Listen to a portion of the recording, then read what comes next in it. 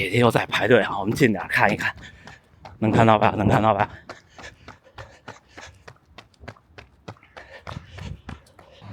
嘿，大家伙早喽！2月16号星期五，啊，回来了，熟悉的便利店，麦当劳。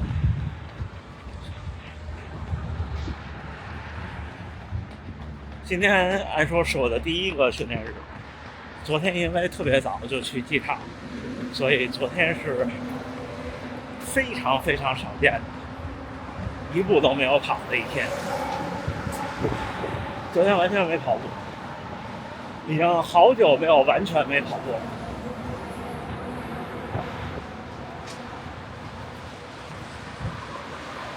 今天又穿上了这双从闭麦那儿拿到的金汉 Fly，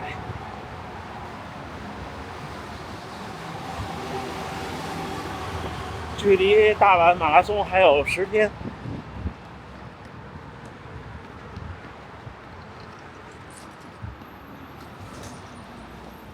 跑完了北京，觉得北京好平啊，这儿就不停的上上下下。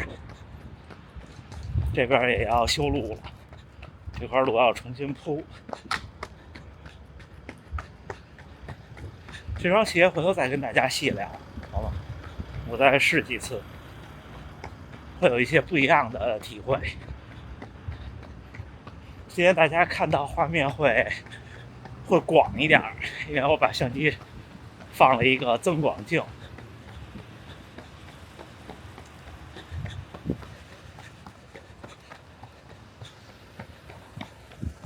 今天还有小伙伴说在大阪城偶遇的，我说的是6、7点钟之间我会在那儿折返。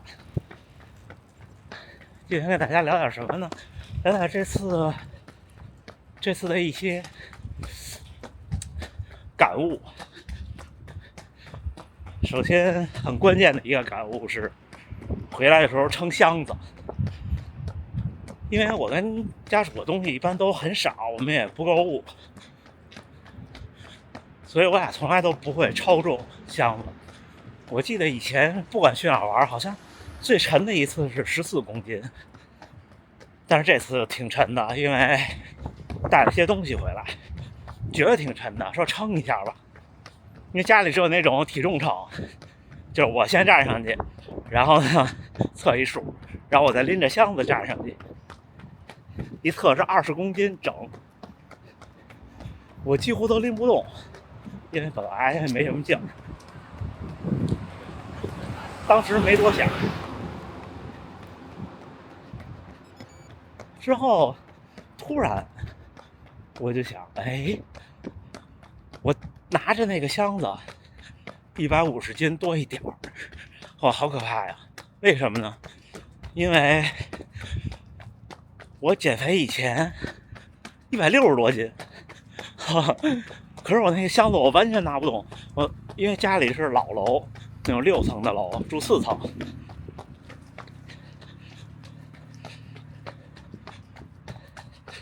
还得搬着下楼，根本就拿不动。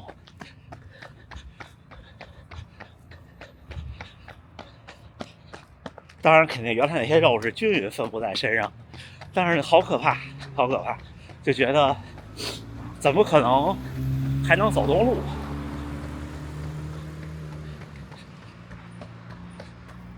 这次也认识好多小伙伴，碰到的小伙伴好多都是减肥开始跑步，有时候自己回头想想是挺厉害的。另外就是关于比赛了，这个一会儿咱们再说，好吗？这边已经开始日出，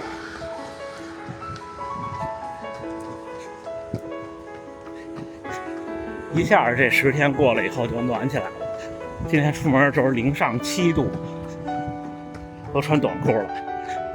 但是昨天到家已经下午4点多了，什么都没收拾，只有在外边只有一条，就是菲比特新年礼物那条草绿色。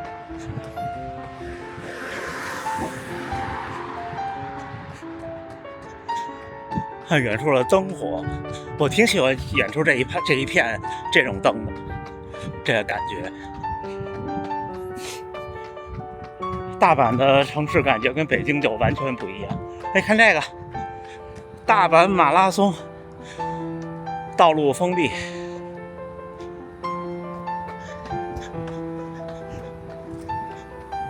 北京城市里楼多，然后你要在城市里其实是看不到天际线的，因为很多高楼在北京的东边就会被挡住。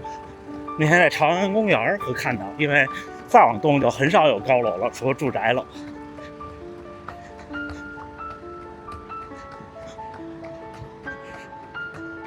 这就像当时半马之前到处都贴封路的通知，弄得精神特紧张。全马也是，但是全马起跑早，好像是9点来钟，9点多钟吧。我估计到时候气温跟今天应该差不多，因为去年我们观赛的时候就是穿薄羽绒服。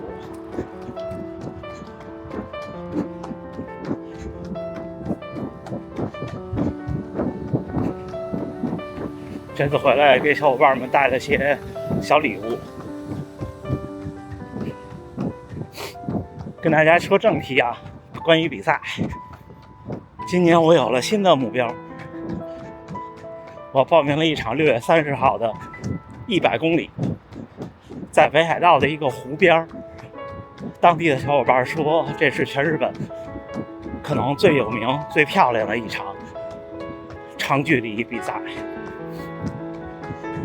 就是村上春树写过的一场，几乎是在日本的最北边。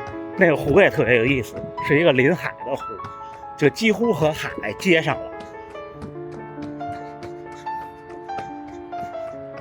在湖前后折返之后，就是绕湖一圈，100公里。报名费19000多日元，加上手续费21000多日元，1000多块钱。就不是越野，就是几乎就是公路。6月30号，这是我今年觉得最期待的一场比赛。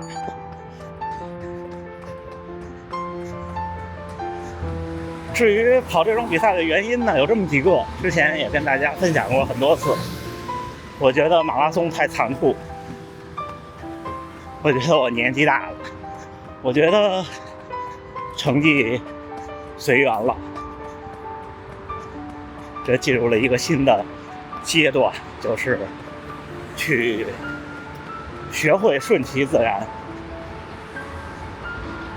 人就是心里很奇妙，好像几个月前基普乔格所在的跑团的视频频道也发了一个视频，翻译过来基本就叫做精神的或者说心理的建立，或者心理的训练疏导。因为不管是谁面对马拉松都是紧张和恐惧的，因为一点都不能差。这一点可能初跑的小伙伴们不能体会，可以理解，或者有的小伙伴可能不能理解，觉得马拉松好长啊，不是21公里就是42公里。但是在我看来，马拉松好短呀，短到如果是半马，你只能有几百米的疏漏，全马有1公里的那种找感觉的距离就差不多了。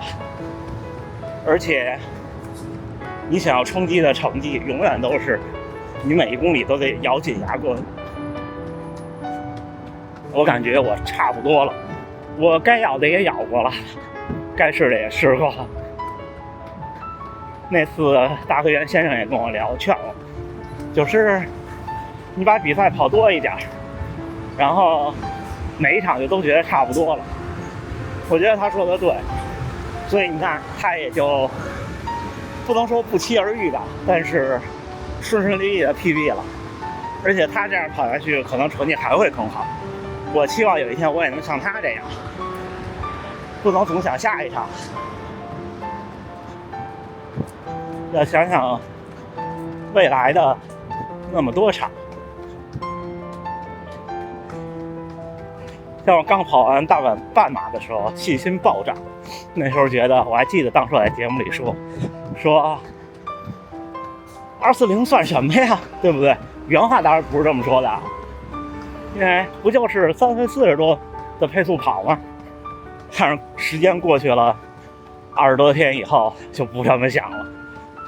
就是你心里适合的时候，生理又不适合。人就是命运嘛，总是在跟自己做各种的对抗和妥协。会认真备赛的，这次回去这10天，虽然说训练没间断，但是训练的节奏会有一些影响，但是更多的是身体，因为休息的太差了，每天都有各种事儿。昨天回来一夜是这10天睡得最踏实的一夜，睡得特别好。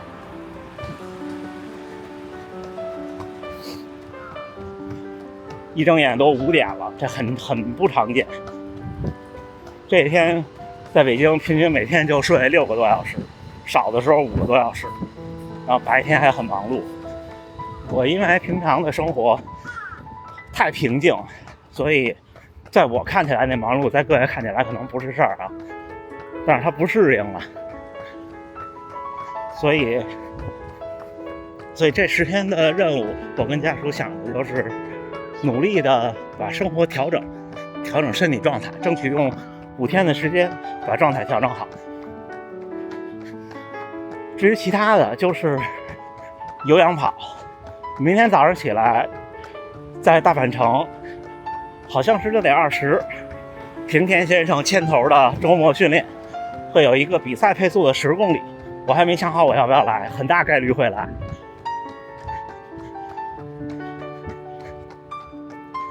之后就都是有氧跑，周3的强度课会跑一半，就像以往的比赛一样。然后就是周日的比赛了。不过好消息是，这是我春季的唯一一场比赛，跑完就完了，是不是？还行。饮食上的调整，这2天再跟大家陆续分享吧。今天就跟大家汇报一下这次的一些感悟，还有我的一些计划。100公里我是第一次跑，而且这次是用日本陆联登录报名的，第一次跑。我原来最长的距离就是全程马拉松，是在2016年的东京，那次跑了43公里。当然了，是因为手表偏了很多。我还没有跑过超过50公里。去年后藤先生参加过一次100公里，跟我讲好像80公里的时候退赛了，实在不行我看他发的照片，不是我这场比赛应该，但是也是那种就是特别清荒凉的公路，可能词用的不准确啊，就是没有什么树荫，然后很热。然后我报的这场比赛的关门时间好像只有十几个小时吧，我没记住。不知道小伙伴们有没有什么意见和建议，包括鞋呀、装备呀、补给什么的，如果有呢，可以分享一下。不是越野，爬升不高。我会把比赛名字都贴在屏幕上，因为我背不下来。但是野口先生，就是大家的说的波士顿先生也报名了。群里的小伙伴说，希望我务必和中文观众们聊这个事儿，说这个是日本很有名的一场比赛，很漂亮，希望大家有机会能来试试。我说好。看大姐姐又在排队啊，我们近点看一看。就右前方泛着微光的星巴克，他肯定不是员工，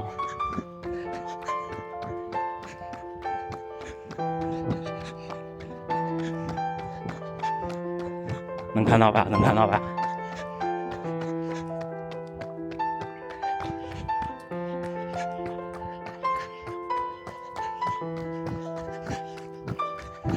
啊，喷水池在施工。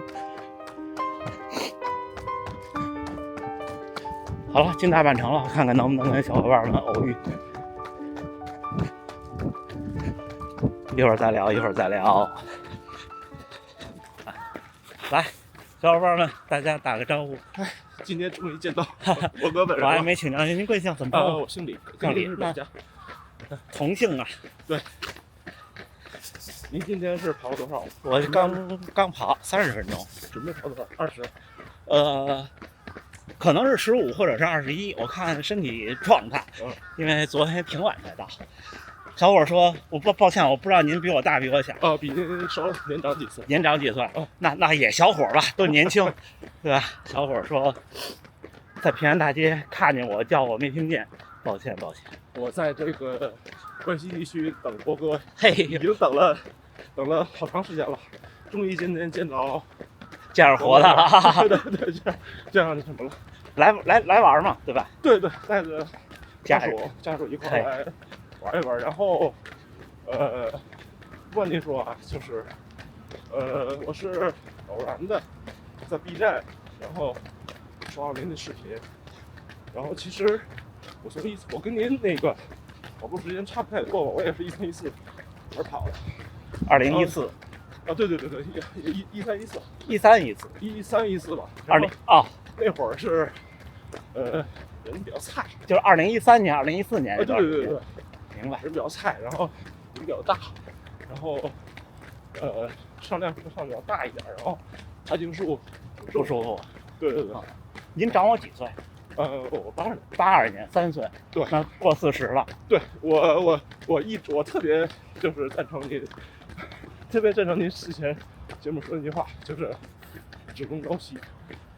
现在我这个年龄就是咱们可以慢点，没事，慢。提高起来挺慢的。现在大概什么水平？去年北马，我没有中签，然后自己注册了一个，然后430，可以。今年报了无锡嘛，无锡中了吗？中了。好，然后准备瞄415或者418， 400呗。难度可能有点大，看吧，到时候看能不能看。体重多少？现在150，多高？比我高，175。对，我今天我的话题是这样的，我不瞒你讲，正好赶巧。今天我们回来的时候，刚才已经说过了，就撑箱子，在家就撑那个行李箱多沉。我拿起行李箱，151，就我已经完全走不动路了。是因为回老家北京那几天，吃喝不是，我的意思是行李箱沉。就我不拿行李箱的时候是111，拿了行李箱是151。然后呢，我就拿151，根本就走不动路。还有是要就是上飞机之前称一下这重量，对，看看行李箱多沉。然后我就回忆我160多斤的时候怎么走的路，是很艰难。对，减肥吧。对，一个月跑多少？多平均150吧，然后多的时候到200吧。那其实也合适。行吧，小伙伴们，我举不动了啊，一会儿再聊。2月16号星期五清晨7点50，今天晚上训练结束，今天起跑已经6点了。第一个训练日还是一个半程马拉松，但是中间有快有慢，还停了一次，因为最后碰见了后藤先生他们，聊了2句天，他们说我的裤子特别的可爱，然后和频道的观众李先生跑那几公里大概在6分左右，平均504，最快的时候是353，我后来自己加速了几公里。下周3的合练只有3公里的轻松跑，因为几乎所有人都参加大阪马拉松。给大家看看今天的装备，怎么样？这条绿的裤子，然后这就是那个惊叹 Fly 这双鞋回头再和大家细聊。还有我胳膊上带了一个实时血糖的硅基动感。今天我没有带手机出来，回去看看21公里的训练，它内置的存储能不能记录所有的打点，因为我没太仔细看它官方有没有技术方面的规格说明，也没仔细看它能存多久，回去看看。这个也是会出详细的评测的视频给大家，包括这双鞋。行吧，今天恢复训练之后，明天我看我怎么安排，看能不能跟他们凑到那个10公里。最后还是祝大家能努力生活，健康平安。我也努力向我的第一个100公里去努力，好吗？那咱们这么着，咱们明儿见，大家加油干，加油干！